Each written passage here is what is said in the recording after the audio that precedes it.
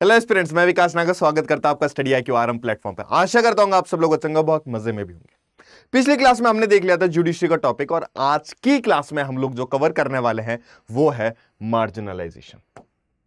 अब ये मार्जिनलाइजेशन होता क्या है?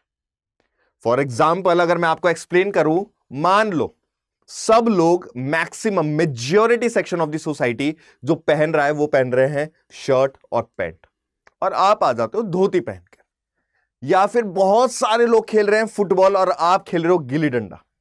तो जितने भी आपके जो एस्पेक्ट हैं वो बाकी लोगों से अगर अलग हैं, तो उस अलग होने की वजह से वो आपको अपना पार्ट नहीं बना पाते हैं, यानी कि आपको सेग्रीगेट कर देते हैं। बस यही होता है मार्जिनलाइजेशन, और वही कम्युनिटी को बोला जाता है मार्जिनलाइज्ड कम्युनिटी।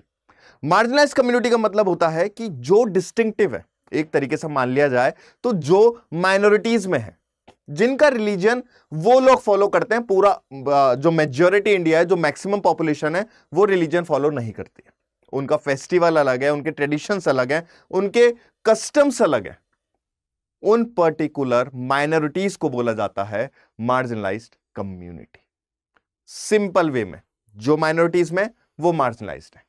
इसलिए आज के टॉपिक में जो हम लोग देखेंगे कि मार्जिनलाइजेशन में कॉन्स्टिट्यूशन में क्या प्रावधान डाला गया था, गवर्नमेंट क्या इनिशिएटिव्स ले रखी है, और भी बहुत बहुत सारी हम लोग चीजें। ठीक है, तो मार्जिनलाइजेशन क्या है? मार्जिनलाइजेशन होता है कि अगर आप किसी भी इंसान को जज कर रहे हो उसके अपीयरेंस के उससे, और अपीयरेंस मैंने आपको, अपीयरेंस मतलब ये नहीं कि चेहरा देख के कि अच्छा सुंदर है, ठीक है, नहीं ये अच्छी दिखने में नहीं है तो नहीं, इसको थोड़ा सा अलग ही रखते हैं, नहीं। अपीयरेंस इस टेक्स्ट में जो अपीयरेंस वर्ड बोला जा रहा है वो बोला जा रहा है ट्रेडिशंस, रिलीजियंस, लैंग्वेज, कस्टम्स, उस बिहाफ पे बोला जा रहा है। उनका appearance is a kind of discrimination. अगर लोग उस बेसिस पर उन पर्टिकुलर लोगों को अगर डिस्क्रिमिनेट कर रहे हैं तो उनको बोला जाता है मार्जिनलाइजेशन। ठीक है, उनको क्या बोला जाता है? उनको बोला जाता है मार्जिनलाइजेशन। और सबसे परफेक्ट एग्जाम्पल है आदिवासी। उनके रिलीजन अलग होता है, उनकी भाषा अलग होती है, उनके कस्टम अलग होता है, उनका रहने का तरीका अलग होता है, वो जो खाते हैं और जो उनकी लाइवलीहुड रहती है वो पूरी की पूरी अलग होती है। तो the best example of marginalised community we can say are the Adivasis. ठीक है, आर दी आदिवासीज। और आदिवासीज को हम और क्या बोलते हैं? Tribal community. मार्जिनलाइजेशन वही वाली चीज हो जाती है हमारी। मार्जिनलाइजेशन एक तरीके से बोला जाए तो जो माइनॉरिटीज में है, और आपको पता है जो माइनॉरिटीज में होते हैं उनको कहीं ना कहीं डिस्क्रिमिनेट किया जाता है, और वो ज्यादातर अनइक्वालिटी के बिहाफ पे वो जज करे जाते हैं। इक्वल राइट्स नहीं मिलते हैं उनको, रिसोर्सेज नहीं मिलते हैं उनको, अपॉर्चुनिटीज नहीं मिलती है, जिसकी वजह से वो कहीं ना कहीं पावरलेस महसूस कर रहे होते हैं। तो गवर्नमेंट उनको अपलिफ्ट करने के लिए रिजर्वेशंस देती है। आपने देखा भी होगा, और जनरल वालों को तो खून खोलता होगा कि सर SC ST, हम जर्नल सर, सेम पेपर है सर, कैसे चलेगा ऐसे कैसे? तो उनको वो कहीं ना कहीं माइनॉरिटीज में, कहीं ना कहीं उनके पास प्रॉपर रिसोर्सेज नहीं है, तो इसलिए सरकार उनको रिजर्वेशंस देती है जिससे कि वो भी अपलिफ्ट हो जाएं, और एक जो अनइक्वल सोसाइटी चल रही है वो एक इक्वालिटी लेवल पर आ सके। जैसे schedule caste, schedule tribes, OBCs यानी अदर बैकवर्ड क्लासेस, और चौथे पे आता है हमारा माइनॉरिटीज। स्केड्यूल कास्ट कौन होता है? जिनको हम कहीं ना कहीं सोसाइटी में अछूत मानते हैं, अनटचेबल्स मानते हैं। इनकी कास्ट जो देखी जाती है वो लोअर कास्ट देखी जाती है, ना ये अपर कास्ट में आते हैं ना ये मिडिल क्लास में, यानी कि लोअर कास्ट में। और अनटचेबल्स का मैंने आपको बहुत अच्छी तरीके से बताया था कि एक पर्टिकुलर वो कास्ट होती है जहां पर अगर जो राजा महाराजा होते थे उनके जूते साफ करने के लिए, उनके जो गंदे काम होते थे कि अगर कोई जानवर मर गया है या फिर कोई इंसान मर गया है तो फिर उसको इंसान तो नहीं, अगर कोई जानवर मर गया है तो उसको उठाने के लिए इनका यूज किया जा रहा था।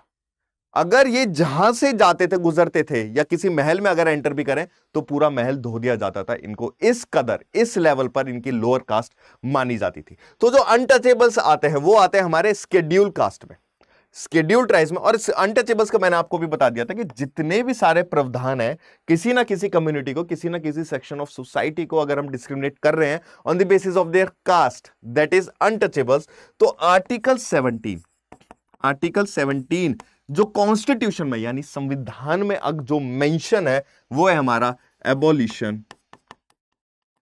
एबोलिशन ऑफ अनटचेबिलिटी, कि आप किसी को भी उसके बेसिस मतलब कि उसकी कास्ट के बेसिस पर आप रिसोर्सेज को एक्सेस करने से मना नहीं कर सकते।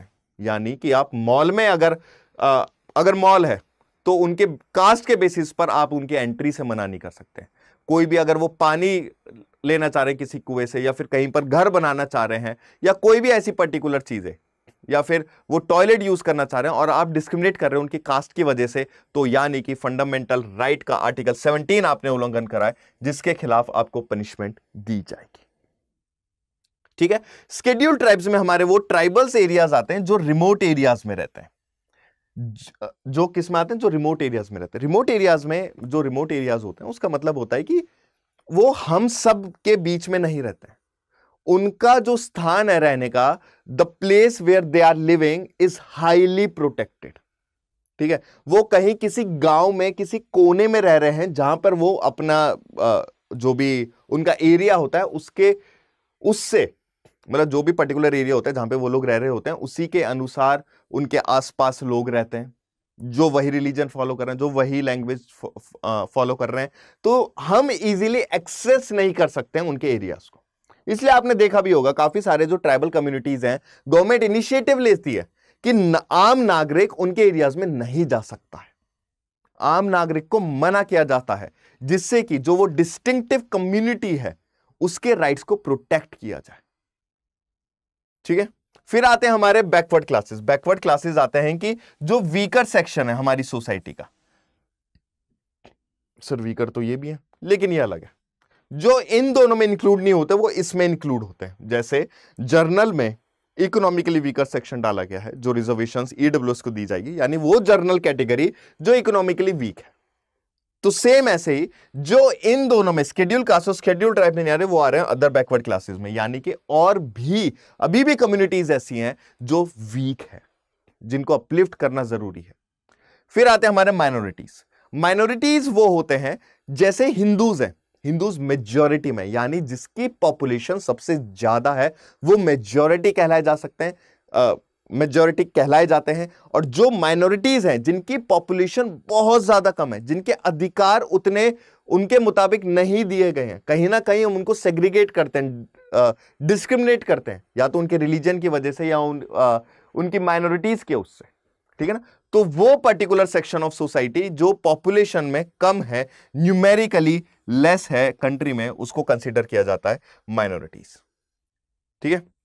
और आज के टॉपिक में जो हम लोग कवर करेंगे वो हम लोग कवर करने वाले हैं कि आदिवासीज कौन होता है, कैसा लगता है जब सोशली मार्जिनलाइज्ड होते हैं, आदिवासीज एंड सूबोटाइपिंग हम देखेंगे, आदिवासीज एंड डेवलपमेंट हम देखेंगे, मुस्लिम्स का क्या रिलेशन है मार्जिनलाइजेशन से, और माइनॉरिटीज एंड मार्जिनलाइजेशन। ये सारे टॉपिक आज हम कवर करेंगे, यानी कि होलसम मार्जिनलाइजेशन, मार्जिनलाइजेशन पूरा हर एक चीज, कैसे सोसाइटी देख रही है उनको, क्या उनके अधिकार थे, कैसे उनके अधिकार छीने गए हैं, और फिर जब लीडर और विजनरीज ने उनको महत्व दिया और कैसे उनके राइट्स को सेफगार्ड करा गया कॉन्स्टिट्यूशन में एक आर्टिकल के जरिए, वो भी हम लोग डिस्कस करेंगे। तो देखो, आदिवासीज होते हैं, Adivasis are not homogeneous population. Homogeneous population अगर होती, होमोजीनियस पॉपुलेशन यानी कि जैसे सब लोग हैं वैसे ये लोग भी हैं, इनका कोई अलग से कोई इनका एरिया नहीं है, इनका डिस्टिंक्टिव नहीं है, जैसे हम भाषा बोल रहे हैं वैसे ये भाषा बोल रहे हैं। ठीक है। तो होमोजीनियस, हेट्रोजीनियस तो आपने पढ़ा होगा। तो जो बहुत ही यूनिक है, जो जैसे नॉर्मल इंसान होता है ना, जैसे नॉर्मल इंसान होता है, जैसा बिहेव करता है, तो वो वैसा बिहेव नहीं करता। अब इसका मतलब ये नहीं कि आप उनको सनकी या पागल समझने लगोगे, उनका वो तौर तरीका है रहने के लिए। अगर हम बोलेंगे कि यार हमको तो गुस्सा आता है, मैक्सिमम लोगों को गुस्सा आता है, लेकिन उस पर्टिकुलर ट्राइबल कम्युनिटी को गुस्सा ही नहीं आता है, वो शांत रहते हैं। हम मूर्ति की पूजा करते हैं, वो जंगलों की पूजा करते हैं। तो कहीं ना कहीं जो चीजें आम जनता कर रही है और जो एक कम्युनिटी उस आम जनता वाली चीजों से अलग है और वो सारे फॉलो नहीं कर रही है रूल्स एंड रेगुलेशन जो मैक्सिमम पॉपुलेशन फॉलो कर रही है, उस ही सोसाइटी के कम्युनिटी को बोलते हैं हम लोग मार्जिनलाइज्ड, यानी कि, और ऐसा एग्जाम्पल आदिवासी, और आदिवासी आर नॉट होमोजीनस पॉपुलेशन। अगर देखा जाएगा तो जो मैक्सिमम एरियाज और जो स्टेट्स हैं, जो मैक्सिमम स्टेट्स हैं जहां पर आदिवासीज मिलते हैं, आपने देखा होगा उड़ीसा, झारखंड, ठीक है ना। कौन कौन से स्टेट? उड़ीसा, झारखंड, छत्तीसगढ़, ठीक है, छत्तीसगढ़, अरुणाचल प्रदेश, मिजोरम, नागालैंड, ठीक है ना, नागालैंड, और उड़ीसा, झारखंड, छत्तीसगढ़ में मेनली कॉन्स मिलते हैं हमारे, ठीक है ना। अरुणाचल प्रदेश, मिजोरम, नागालैंड, उड़ीसा, झारखंड, इन सब जो ये एरियाज है, ठीक है ना, असम, ये जो एरियाज हैं यहां पे ट्राइबल कम्युनिटीज है, यहां पे ट्राइबल कम्युनिटीज हैं। अब ट्राइबल कम्युनिटीज, आदिवासी जो आपने देखे होंगे ज्यादातर जंगल में पाए जाते हैं, मतलब कि मिलते हैं। तो जंगल सबसे ज्यादा कहां पर है? वो है हमारे नागालैंड, असम, अरुणाचल प्रदेश और मिजोरम में जो देखा जाता है। सिटीज में कहीं होते हैं, सिटीज में नहीं होंगे तो फिर उनका जो सर्वाइवल होगा वो बहुत ज्यादा डिफिकल्ट होगा। तो जहां पर उनकी लाइवलीहुड और जो सर्वाइवल उनका हो सकता है वो एरियाज ये हैं। अगर देखा जाएगा तो उड़ीसा में 60 अलग अलग तरीके की ट्राइबल ग्रुप्स हैं, 60 अलग अलग तरीके के ट्राइबल ग्रुप्स हैं। आदिवासीज होता क्या? ये नाम का मतलब क्या होता है आदिवासीज? आदिवासीज का मतलब होता है ओरिजिनल इनहेबिटेंट्स, ओरिजिनल इनहेबिटेंट्स इसका मतलब होता है, यानी कि वो लोग जो क्लोजली एसोसिएटेड हैं जंगल से। जो क्लोजली एसोसिएटेड किसे हैं? जो क्लोजली एसोसिएटेड हैं जंगल से, यानी कि उनके जो पूर्वज, जब से कोई पर्टिकुलर चीज आई होगी कि सब लोग आदिवासी होंगे, सब लोग धीरे धीरे धीरे धीरे इवॉल्व कर रहे हैं, लेकिन ये लोग इवॉल्व नहीं कर रहे हैं या अभी भी अपना ट्रेडिशन, अपनी लैंग्वेज को फॉलो कर रहे हैं। जिस तरीके से दीन दुनिया चल रही है इनका अलग है, ठीक है, इनका अलग है। इसलिए बोला जाता है इनको ओरिजिनल इनहेबिटेंट, जो अभी तक इवॉल्व नहीं कर पाए हैं। और ये पर्टिकुलर कम्युनिटी है जो बहुत ज्यादा क्लोजली एसोसिएटेड रहती है फॉरेस्ट से। पूजा भी करते हैं फॉरेस्ट की, पूजा भी करते हैं फॉरेस्ट की। जब आपने, अगर मैं आपको एक एग्जांपल बताऊं कि राजा महाराजा हुआ करते थे, जो राजा महाराजा हुआ करते थे उस दौरान में ये आदिवासीज रहते थे, या आदिवासीज रहते थे जो डॉक्टर का एक रोल प्ले करते थे, जंगल से क्लोजली एसोसिएटेड है। हर्ब्स, शर्ब्स, पत्ते, इन पत्तों से कैसे घोट के एक जड़ी बूटी बनाई जाएगी और लोगों का इलाज किया जाएगा, रबर कैसे निकलेगा। और आदिवासी ही थे जिन्होंने चाय का प्लांटेशन लगाया था, करा था, ठीक है। उसके बाद ये जो वर्शिप करते हैं, जो पूजा करते हैं, अपने एंसिस्टर्स की करते हैं, यानी पूर्वज की करते हैं, और नेचुरल स्पिरिट की करते हैं। आपने बहुत सारी मूवीज में देखा भी होगा, आपने बहुत सारी मूवीज में देखा भी होगा।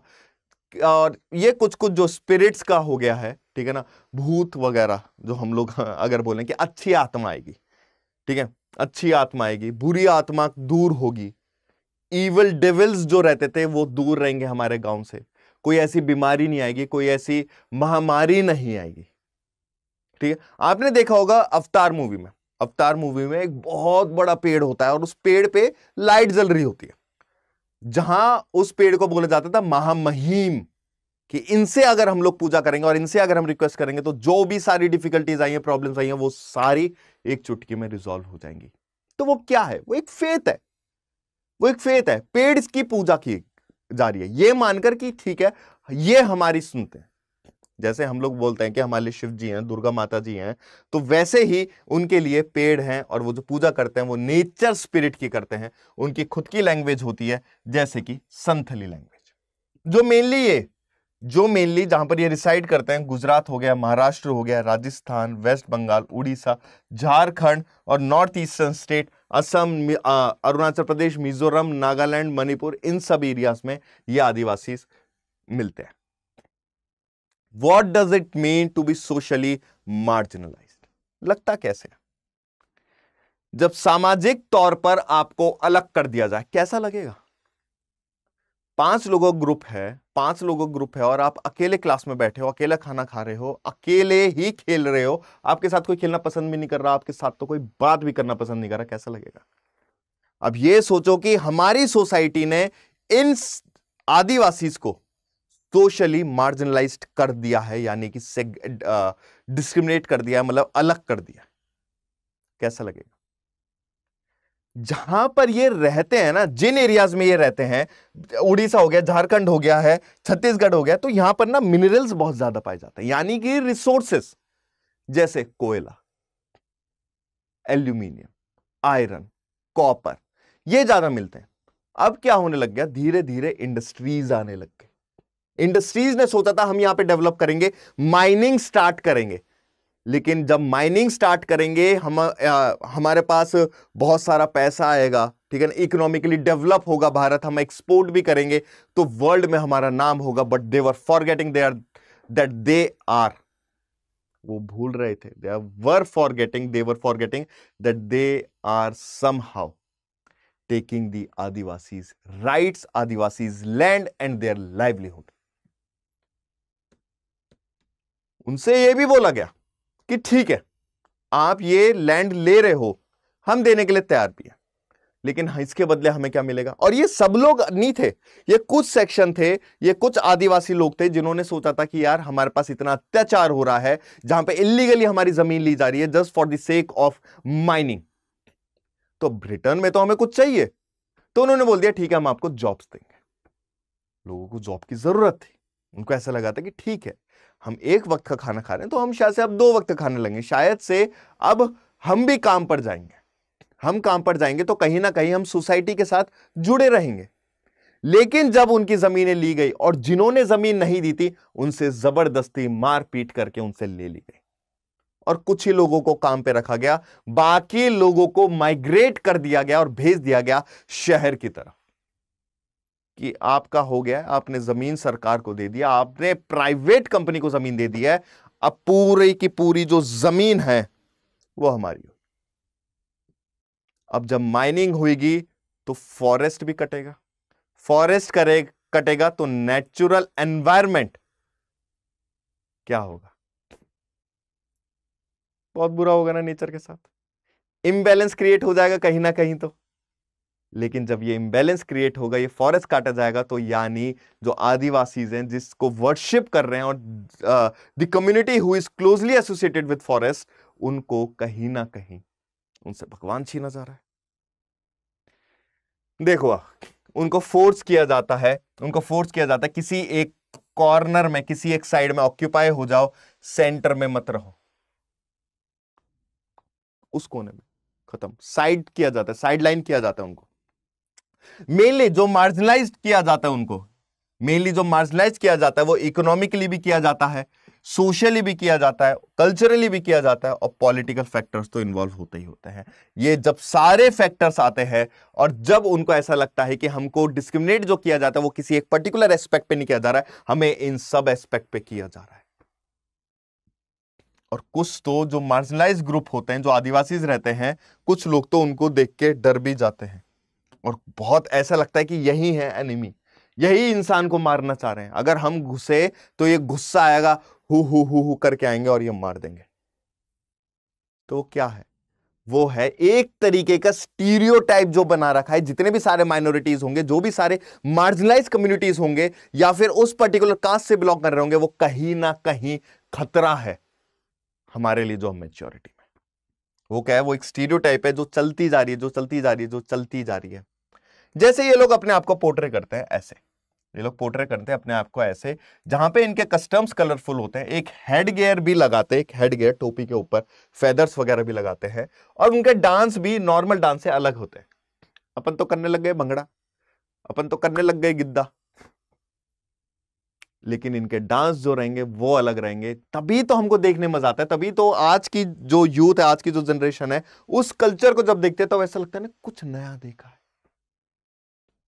इसलिए अब जो स्टीरियोटाइपिंग हमने कर रखी है कि अगर जो मार्जिनलाइज कम्युनिटी है वो कहीं ना कहीं एडवांस नहीं होगी, वो नए आइडियाज नहीं लाना चाह रही है, वो अपने आप को एडवांस नहीं बनाना चाह रही है, वो कोई भी पर्टिकुलर अपनी कम्युनिटी में चेंज ही नहीं चाह रही है, कि चलो ठीक है यहां पे इंडस्ट्रीज को आने देते हैं, इंडस्ट्रीज को आने देते हैं, हम लोग पढ़ाई करते हैं, स्कूल्स जाते हैं, स्कूल के बाद फिर हम लोग जो मेजॉरिटी लोग कर रहे हैं हम लोग वो भी करेंगे, जॉब करेंगे, जॉब के बाद शादी करेंगे, शादी के बाद लव मैरिज होगी या फिर अरेंज मैरिज होगी, वो सब चीजें देखी जाएंगी। तो लेकिन नहीं, ये न्यू आइडियाज को अडॉप्ट नहीं करना चाह रहे हैं और इसलिए हम ये भी बिलीव करते हैं that they are primitively backward.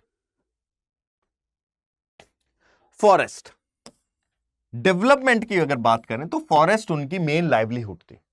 Forest से वो लकड़ी काट के आग लगाते थे, वहां से उनको खाना भी मिलता था, मतलब कि they were all in all hunter gatherers. तो वो किसी भी जानवर को मारते थे, उसको लाते थे, उसको पकाते थे और खाते थे। अगर कोई भी बीमार पड़ गया है तो पेड़ पत्ते औषधि लेकर और फिर कोई भी दवाई बनाकर पत्तों से, पौधे से, हर्ब से, शर्ब से, किसी से भी वो उस इंसान को ठीक भी कर देते थे। तो पूरा का पूरा जिसपे वो जीवित थे वो क्या था? एक फॉरेस्ट। हंटर गैदर्स थे, नोमैड्स थे। नोमैड्स यानी कि इधर उधर आना जाना उनका लगा रहता था।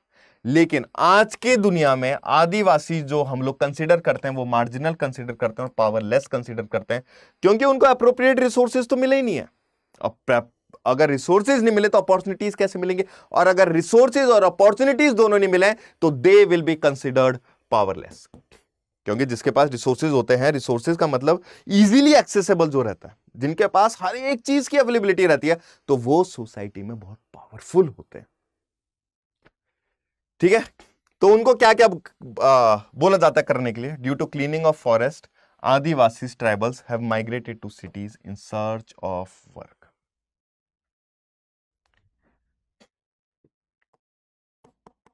एक न्यामरी हिल है, न्यामगिरी हिल है, ठीक है ना, न्यामगिरी स्पेलिंग देख लेना। एक न्यामगिरी हिल है, ये जो हिल है ये उड़ीसा में। इस उड़ीसा में जो ट्राइबल्स रहते हैं वो कौंड्स रहते हैं, वो कौंड्स रहते हैं। इन कौंड्स को जबरदस्ती हटाने की कोशिश करी जा रही थी, क्योंकि वहां पर एल्यूमिनियम था और कंपनीज और गवर्नमेंट ये सोच रही थी कि अगर जब हम इनको हटाएंगे तभी हम एल्यूमिनियम की माइनिंग कर सकते हैं, तभी हमको वहां के मिनरल्स मिल सकते हैं। जोर जबरदस्ती करी गई, लेकिन इन कौंड्स ने आखिरकार प्रोटेस्ट करा और आज भी वो जो पर्टिकुलर केस है वो सुप्रीम कोर्ट में अभी चल रहा है, अभी पेंडिंग है।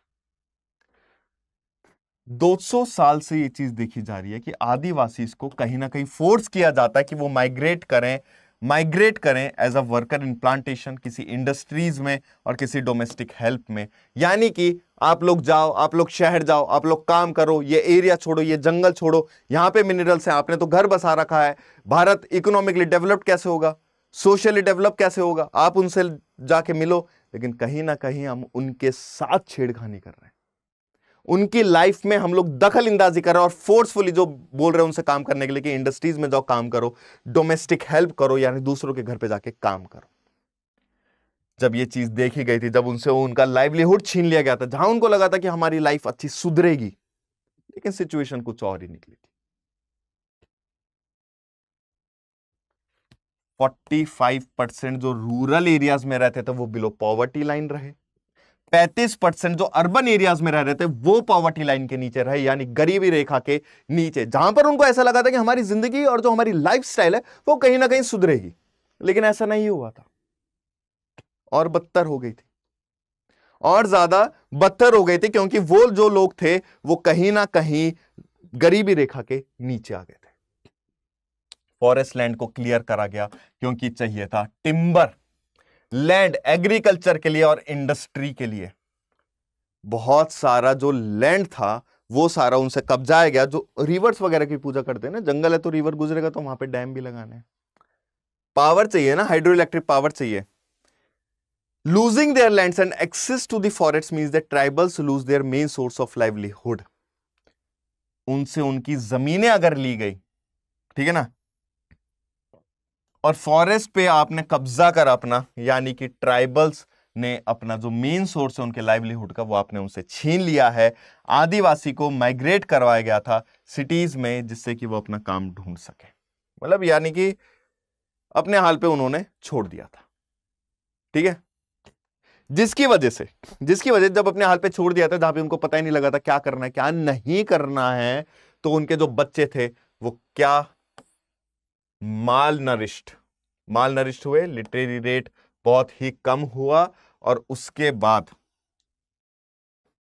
क्या? डेवलपमेंट मुझे तो कहीं नहीं दिखाई दी, डेवलपमेंट हो ही नहीं पाई है। तभी they are considered as minorities, तभी उनको वो कैटेगरी में डाला है रिजर्वेशंस की, स्केड्यूल ट्राइब्स वाली कैटेगरी में, कि एटलीस्ट चलो ठीक है, आप लोग सिटी में आ गए हो, एटलीस्ट थोड़ी धीरे धीरे आप अडॉप्ट करो, आपको गवर्नमेंट जॉब्स मिलेंगे जिससे कि आप अपनी कम्युनिटी को थोड़ा सा अपलिफ्ट कर पाओ। आदिवासीज को डिस्प्लेस करा गया था उनकी खुद की जमीनों से, जहां पे उन्होंने मेन सोर्स जो इनकम का था वो खो दिया था, and they lost their traditions and customs. Muslims and marginalisation, आपने देखा होगा मेजोरिटी जो है हमारी कौन से रिलीजन की? मेजोरिटी हमारे हिंदू की है। अगर हिंदू की हमारी मेजोरिटी है तो जो बाकी हैं वो माइनॉरिटीज में है।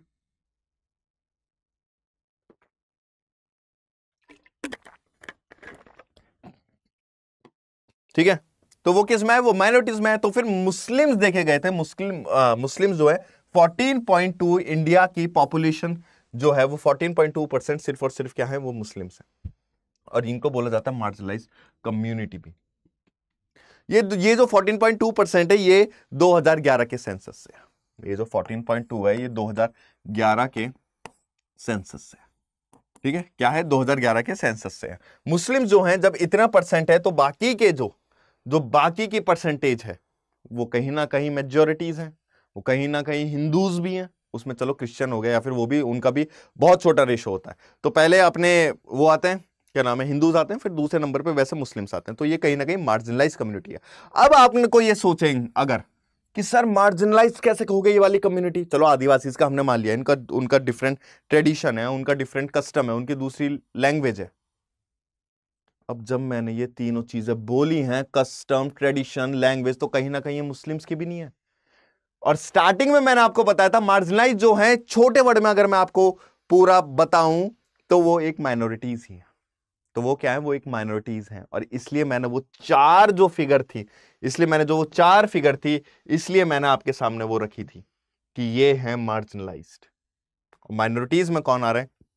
माइनॉरिटीज में आ रहे हैं मुस्लिम्स। और अगर मुस्लिम्स माइनॉरिटीज में आ रहे तो minorities is a part of marginalisation. Bingo. ठीक है। अब मुस्लिम्स की कैसे? ये बहुत से जो मुस्लिम्स होते हैं, ठीक है ना, जो मुस्लिम्स होते हैं वो उर्दू बोलते हैं, उर्दू पढ़ते हैं, ठीक है, उसकी लिखावट अलग है। ये बुर्का पहनते हैं, जो हमारे ड्रेसिंग स्टाइल है उससे बहुत अलग है। इनके कस्टम्स अलग है। हम मंदिर में जाते हैं, मस्जिद में जाते हैं, ठीक है, इनका जो अटायर है वो अलग है। तो ये सारी जो पर्टिकुलर चीजें हम कहीं ना कहीं उनको सेग्रीगेट करते हैं, उनको सेपरेट करते हैं। और सेपरेट अगर हम कर रहे हैं किसी पर्टिकुलर कम्युनिटी को which are considered as minorities, then they are automatically considered as marginalised community.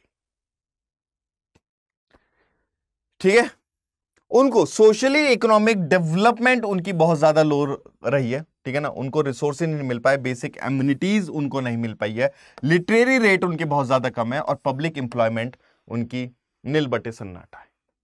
ठीक है, recognising that Muslims in India were lagging behind in terms of various development. ठीक है, तो जब देखा गया था 2011 का जब सेंसस देखा गया था, वहां से जो रिपोर्ट्स बनकर I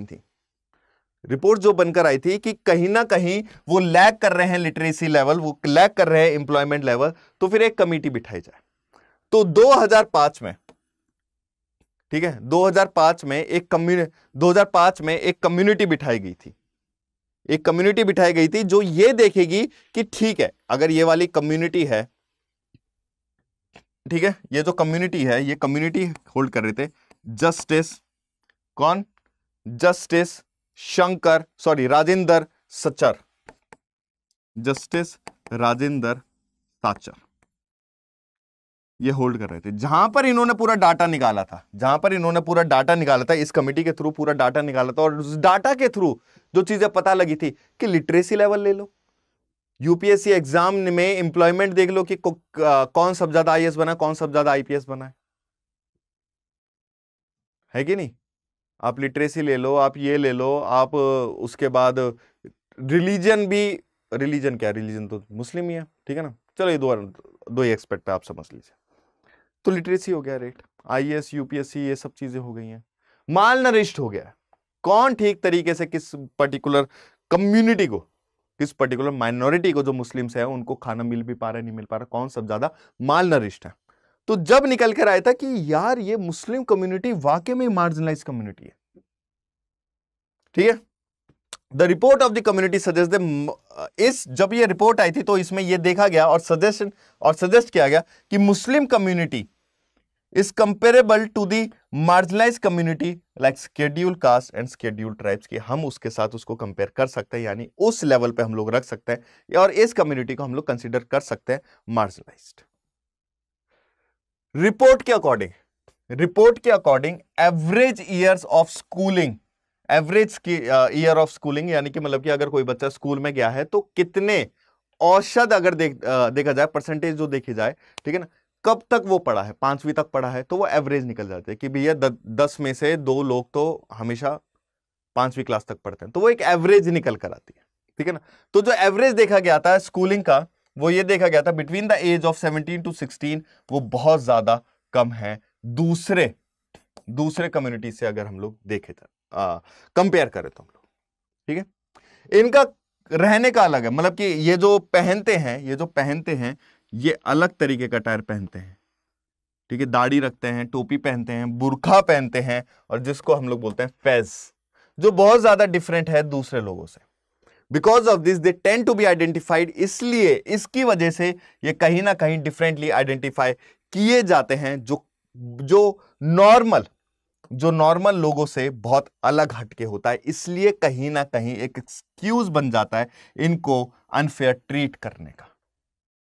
the social marginalisation of Muslim has led their migration from place, बिल्कुल सही है। और ये एक आपने एक चीज और नोटिस करी होगी, कभी नोटिस करना भी अगर जिसने नोटिस नहीं करी है, और ये वाली चीज थोड़े से गलत वे में मत लेना please, I am just trying to explain things. Muslims जो है ना, अगर आपके एक ब्लॉक है, आपकी कॉलोनी में ज्यादातर लगभग सभी हिंदूज रह रहे हैं और उसमें एक मुस्लिम आके बैठ जाए, ठीक है ना, मुस्लिम आके एक घर ले ले, तो बहुत जगह ये देखा जाता है कि मुस्लिम कम्युनिटी जो है, ठीक है ना, या मुस्लिम जो वो परिवार है, वो बहुत जल्द वहां से चला जाएगा छोड़ के, क्योंकि उसको क्या किया जाता है, डिस्क्रिमिनेट किया जाता है उसको, इसलिए वो सब लोग वहां से जाते हैं, माइग्रेट करते हैं। और आपने एरियाज देखे होंगे मुस्लिम्स के एरियाज, जहां पे हर मुस्लिम रहता है, जहां पे उसका आस पड़ोस आगे पीछे नीचे दुकानें जो रहेंगी वो मुस्लिम्स की रहेंगी, वो माइग्रेट करवाया जाता है। कौन करवाता है? जो मेजॉरिटी में रहते हैं। The social marginalization of Muslims has led to their migration from place जहां पे वो लोग रहते हैं, and often leading to ghettoization of the community. Ghettoization की मतलब कि सोशल, पॉलिटिकली, इकोनॉमिकली जिनको सेग्रीगेट किया जाए, जिनको डिस्क्रिमिनेट किया जाए, ठीक है। Minorities and marginalization. The term minority का मतलब होता है वो पर्टिकुलर कम्युनिटी जो नंबर्स में बहुत ज्यादा छोटी हैं अगर in relation to rest of the population, यानी कि सिंपल एक चीज होती है जो बहुत कम है, जिनकी पॉपुलेशन, ठीक है, जिनकी पॉपुलेशन बहुत ज्यादा कम है, जैसे ये हो गए, ये 3 है बस, और बाकी की ये हमारे क्या हो गए, ये मेजॉरिटीज हो गए, ये माइनॉरिटीज हो गए हैं, ठीक है। There are 2 types of minorities. Minorities जो रहती है वो 2 तरीके की देखी जाती है भारत में। एक माइनॉरिटी जो रिलीजन के बेसिस पर होती है, यानी जिसका जो रिलीजन जो फॉलो कर रहा है वो बहुत कम लोग फॉलो कर रहे हैं, और दूसरी होती है भाषा के ऊपर। आपको पता है कि मैंने आपको पहले चैप्टर में पढ़ाया था, और फिर 6th क्लास का पहले चैप्टर ये बोलता था डाइवर्सिटी। अब क्यों डाइवर्सिटी? वो इसी चीज की डाइवर्सिटी है। रिलीजन, लैंग्वेज, फेस्टिवल्स, पहनावा, बोलने का तरीका, पहाड़ हो गए हैं, बीचेस हो गए हैं, कहीं ठंडी है तो कहीं गर्मी है, कहीं हिमालय का बहुत प्यारा स्नो है, तो कहीं एक साउथ की ठंडी हवा का एक झोंका है। वाह, ये तो शायरी हो गई। ठीक है। It compasses issue of power, access to resources and has social and cultural dimensions. चलो, सेफगार्ड। अब जब हम इनको, अब आपने पूरा देख लिया इनके साथ क्या होता था, आदिवासीज के साथ क्या रहता था, मुस्लिम्स को कहीं ना कहीं माइनॉरिटीज में कंसीडर करा गया, तो अब आती है एक duty to safeguards. Safe guard की बहुत ज्यादा जरूरत है, जिससे कि माइनॉरिटीज को प्रोटेक्ट कर पाए, उनकी कम्युनिटीज को प्रोटेक्ट कर पाए against the possibility of being culturally dominated by the majority. तो कहीं ना कहीं मेजॉरिटी ग्रुप से जो डोमिनेंट ग्रुप है उसको जो डोमिनेंट ग्रुप है उससे बचाया जाए, किसको? माइनॉरिटीज को। They also protect against any discrimination and disadvantage that they may face. Protection मिलेगा उनको, और प्रोटेक्शन दिया भी गया है। जब हमारा संविधान बना था तो फंडामेंटल राइट्स मैंने आपको बताए थे, फंडामेंटल राइट्स पार्ट 3 में, जो हमारे इंडियन कॉन्स्टिट्यूशन भारतीय संविधान में पार्ट 3 में दे रखा है मौलिक अधिकार यानी फंडामेंटल राइट्स। और जो उनके राइट्स हैं जो प्रोटेक्ट करने की बात करी गई है वो आर्टिकल 29 और आर्टिकल 30 में दिए हुए हैं। किसमें? आर्टिकल 29 और आर्टिकल 30 में दिया है, जहां पे constitution provides the safe guard to religious and linguistic minorities. Safe guard to linguistic, यार एक तो नाक, safe guard to religious and linguistic minority. ये कॉन्स्टिट्यूशन में कौन से में दे रखा है? आर्टिकल 29 और आर्टिकल 30 में दे रखा है।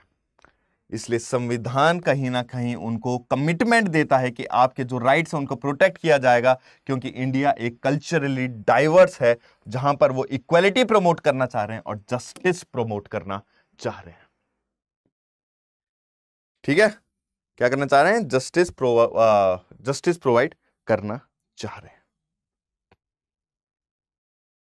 समझे गुरुदेव? The experience of all these groups point to the fact that marginalization is a complex phenomena. अरे सर, कॉम्प्लेक्स फिनोमिना तो यहां पे लिखा है, लेकिन आपने तो बहुत इजी कर दिया। बिल्कुल इजी करा है, ठीक है ना, बिल्कुल इजी करा है। Requiring the variety of strategies, measure, safeguard their address every citizen. हर एक सिटीजन का ये राइट बनता है और ये जिम्मेदारी ले कि जो राइट्स हैं जो कॉन्स्टिट्यूशन में डिफाइन है और जो कानून डिफाइन है एंड पॉलिसीज जो डिफाइन करी गई है, उनके भी अधिकारों को जाना जाए और उनके राइट्स को प्रोटेक्ट किए जाए, उनको कहीं ना कहीं डिस्क्रिमिनेट ना किया जाए। अब जिसमें संविधान में कोई पर्टिकुलर चीज लिखी है तो यानी वो तो रियलिटी है। जैसे आर्टिकल 17 में अनटचेबल्स, अछूत के लिए लिखा गया है, तो कहीं ना कहीं वो सोसाइटी में देखा गया है। आर्टिकल 29 और 30 में जो मेंशन करा गया है वो माइनॉरिटीज के ऊपर मेंशन है, तो कहीं ना कहीं वो है, ठीक, कहीं ना कहीं वो है। जब तक हम उनके राइट्स को प्रोटेक्ट नहीं कर पाते, जब तक उनके जो कानून है, जो संविधान ने बनाया है, वो पनिशमेंट, जो पॉलिसीज नहीं बनाई जाती हैं, तो इसका मतलब क्या है? Without these no one will ever be able to protect the diversity that makes one's country unique. जहां पर आप यूनिटी चाह रहे हो, जहां पर आप फ्रेटर्निटी चाह रहे हो, जहां पर आप इक्वालिटी चाह रहे हो, वहां पर वो उस डाइवर्सिटी कंट्री में वो चीज नहीं देखी जा सकती until and unless आपकी एक पर्टिकुलर सिटीजन की ये रिस्पॉन्सिबिलिटी होनी चाहिए, not just because of the constitution, you are not discriminating them, but it's your duty then to naturally not discriminate the minorities, so that India's diversity can be protected through the citizens of India who are the king. King मतलब कि जो rule करता है, और rule कौन करता है democratic country में? तो citizens. Then that's it for today, जहां पर हमने आज सीखा अंडरस्टैंडिंग मार्जिनलाइजेशन क्या होता है, कैसे वो सोशली बैकवर्ड होते हैं, कैसे कंसीडर किए जाते हैं, कौन से एरियाज फिर कैसे वो माइग्रेट होते हैं, किस तरीके से, मतलब हर एक चीज हमने ओवरऑल देखी है। कुछ हमने टर्म्स भी पढ़ी हैं जो आप लोग यूज भी कर सकते हो जब हम लोग आंसर राइटिंग की प्रैक्टिस करेंगे। और उसके बाद I hope you love this lecture. और उसके बाद जो भी आपके पर्टिकुलर कोई डाउट हो, आपको लेक्चर अच्छा लगा या फिर आप कुछ इंप्रूवमेंट चाह रहे हैं, तो प्लीज कमेंट डाउन बिलो। मैं सारे कमेंट्स पढ़ता हूं, मैं सारे कमेंट्स का रिप्लाई करता हूं। अगर आपको पर्सनली मुझसे कुछ बोलना है या फिर कोई भी इस पर्टिकुलर टॉपिक में कुछ चीज आपको समझ में नहीं आई है, तो आप कमेंट कर सकते हो, मैं वो कमेंट पढ़ूंगा और आपका रिप्लाई जरूर करूंगा। क्योंकि बोला है भाई ये साथ बहुत लंबा जाएगा, क्योंकि यूपीएससी 2028 है, तो मैं तो छोड़ने वाला नहीं हूं। तो फिर आप भी कोई भी लेक्चर मत छोड़ना, हर एक लेक्चर को एक एक करके कंप्लीट करते जाना, देखते जाना। क्योंकि सीरीज जो चल रही है एनसीईआरटी सीरीज चल रही है। And that's all for today. Thank you so much. मिलेंगे अगली बार।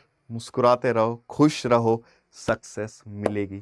थोड़ा सा टाइम दो अभी पढ़ाई को बस, ठीक है ना, लेकिन पढ़ाई को तो धीरे धीरे धीरे धीरे वो वाली चीज मेंटेन होगी।